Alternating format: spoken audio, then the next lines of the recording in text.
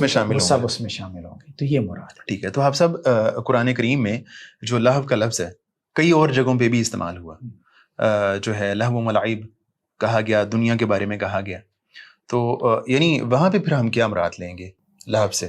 یہ ایک اشکال غامدی صاحب نے پیدا کیا کہ جی دیکھیں یہ لائب و لہو یا لہو و لائب دونوں طرح سے قرآن میں یہ ترکیب استعمال ہوئی ہے. یہ قرآن کی معروف ترکیب ہے. ٹھیک ہے. تو انما الحیات الدنیا لعب و لہو، کہ دنیا کی زندگی ایک کھیل اور تماشا، عام طور پہ اس کا اس طرح سے ترجمہ کر دیا جاتا ہے. تو اب غامدی صاحب کہتے ہیں کہ جی یہاں دیکھیں لہو کا لفظ استعمال ہوا ہے دنیاوی زندگی کے لیے. دنیاوی زندگی علی الاطلاق تو حرام نہیں ہے. ٹھیک ہے. ہاں اس کے کچھ شیڈز ہیں جن کو آپ کہہ سکتے ہیں کہ جی یہ اس طرح کی دنیاوی زندگی یہ حرام ہے، لیکن اس طرح کی دنیاوی زندگی اس میں کوئی حرج نہیں. ٹھیک. تو اب وہ کہتے ہیں کہ جی یہاں سے بھی پتہ چل رہا ہے. لیکن دیکھیں بات یہ ہے کہ لہو یہاں پہ لہو کا لفظ نہیں ہے. مطلب اب کتنا بڑا جو ہے آپ یوں کہیں کہ جی ایک ٹوسٹ ہے کہ جو اپنی بات کے ذریعے وہ پیدا کر رہے ہیں. ایک ہے لہو اور ایک ہے لہو الحدیث. لہو الحدیث ایک ترکیب ہے. صحیح. ٹھیک ہے.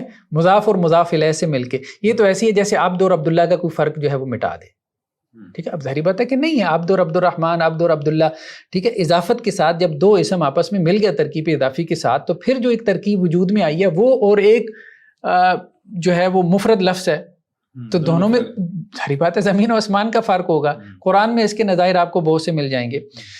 تو اب یہ جو ترکیب ہے نا لہو الحدیث، صرف لہو کی بات ہی نہیں کر رہے، اس کو تو چھوڑیں، یہ تو لہو ہے ہی نہیں. یہاں پہ بات کس کی ہو رہی ہے؟ لہو الحدیث کی بات ہو رہی ہے.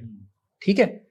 یہ ایسی ہے نا کہ جی آپ کہیں کہ جی مسئلہ زیر بحث ہو کہ جی عبداللہ اور آپ کہیں کہ جی عبد کا لفظ قرآن میں فلاں فلاں جگہ آیا. تو لہو الحدیث کا لفظ قرآن مجید میں ایک ہی مقام پہ آیا.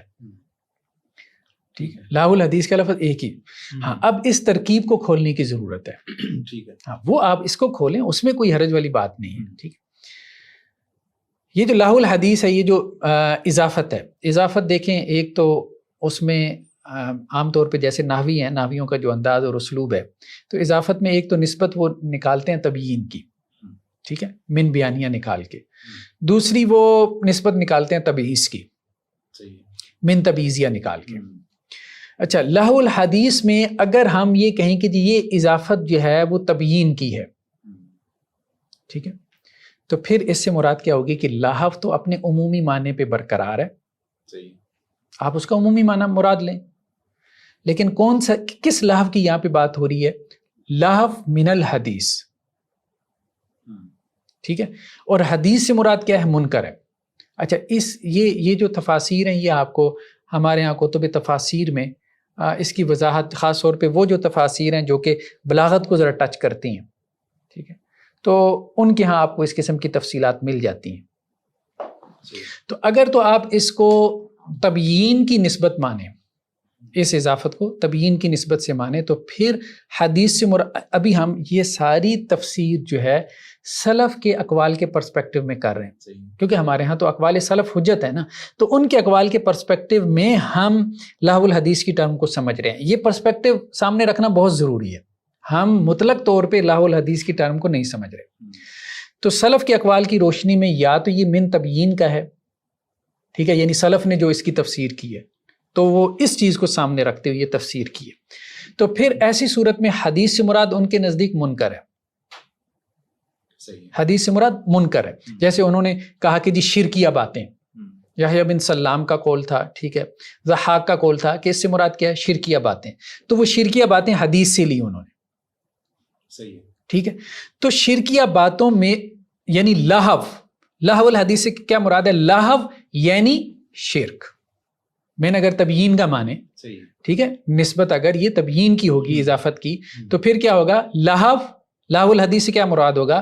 لہو، ہاں من الحدیث. لہو اور من بیانیہ ہے، یعنی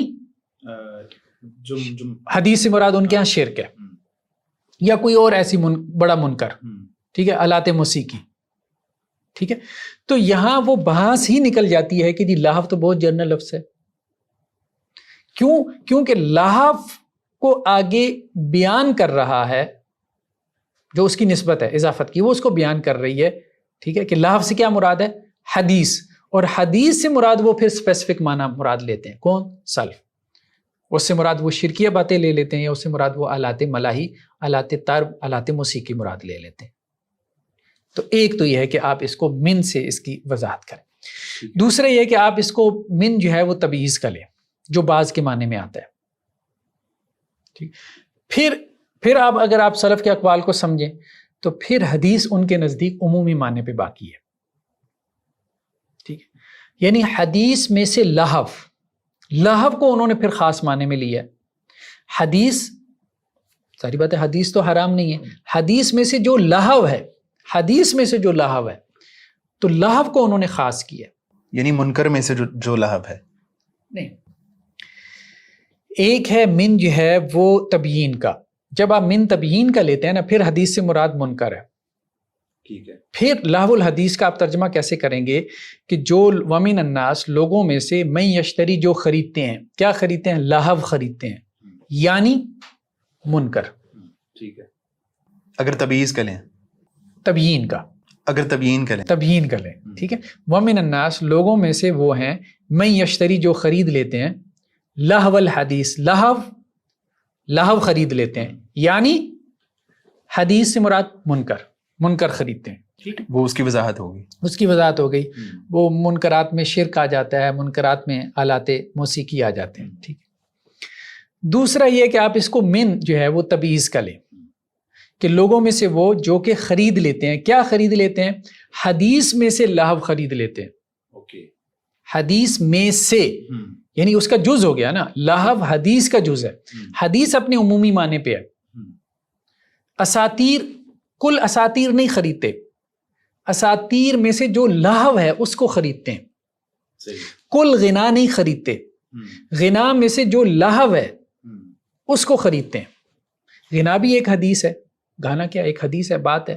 اساطیر بھی ایک حدیث ہے، ٹھیک ہے۔ تو حدیث میں سے، اساطیر میں سے، غنا میں سے جو لہو ہے اس کو خرید لیتے ہیں، اور لہو سے ان کی مراد کیا ہوتی ہے؟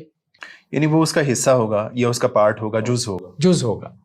تو لیکن پھر بھی تبعیض کی وجہ سے وہ خاص تو ہو گیا۔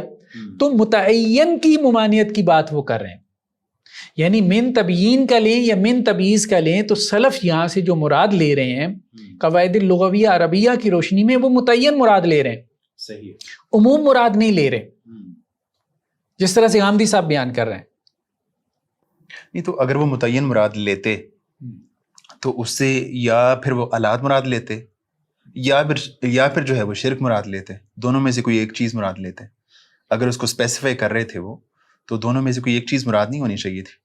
دیکھیں سلف جو ہے نا، سلف ان میں سے بعض نے اس کی ایک نوع کو بیان کر دیا جو متعین ہے نا، ہم نے کہا جو متعین ہے وہ بھی ایک اعتبار سے غیر متعین ہے، صحیح ہے، اور ایک پہلو سے متعین ہے، صحیح ہے، ٹھیک ہے۔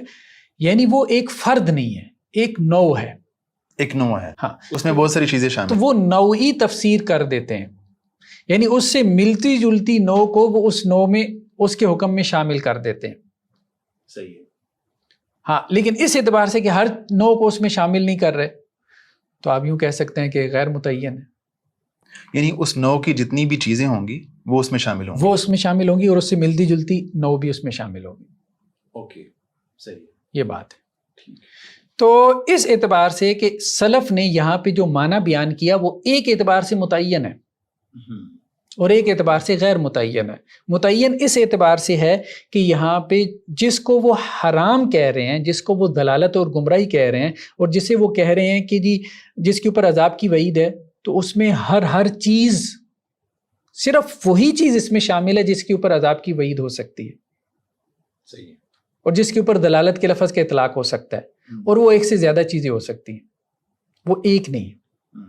تو اس لیے یہاں پہ یہ بات کرنا کہ وہ یہ کہہ رہے ہیں کہ جی بہت عمومی معنی مراد ہے، اور پھر اطلاق کی بات ہے اور استعمال کی بات ہے، وہ لمبی چوڑی اپنی توجیحات ہیں، بٹ ٹھیک ہے، لوگ توجیحات کرتے رہتے ہیں، لیکن سلف کا یہ مراد نہیں ہے جس طرح سے غامدی صاحب اس کو بیان کرتے ہیں۔ یعنی اگر آپ اس کو جنرل میننگ میں رکھیں بھی تو آپ اس کو آلات موسیقی کو اس سے نکال نہیں سکتے، آلات موسیقی کو اس سے نکال نہیں سکتے، اور آپ ہر چیز کو اس میں داخل بھی نہیں کر سکتے۔ آلات موسیقی کی یا کوئی بھی اور چیز، مطلب جیسے دیکھیں نا، وہ یہ کہتے ہیں آلات موسیقی بھی ہیں، اساطیر بھی ہیں، ہم یہ کہتے ہیں ٹھیک ہے آلات موسیقی ہیں، اساطیر بھی ہیں، لیکن اساطیر وہ جو آلات موسیقی کی طرح ممنوع ہیں، صحیح، یا اساطیر کے علاوہ آپ نے کچھ اور بھی اس میں ڈالنا ہے تو صرف وہی چیز اس میں داخل ہوگی صحیح، جو کہ حرمت کے دائرے میں داخل ہوگی. یہ مراد، یہ سلف کی مراد ہے. تو حافظ صاحب مطلب جو لہو الحدیث ہے اس پہ کافی ڈیٹیل سے آپ کی رائے آ گئی ہے.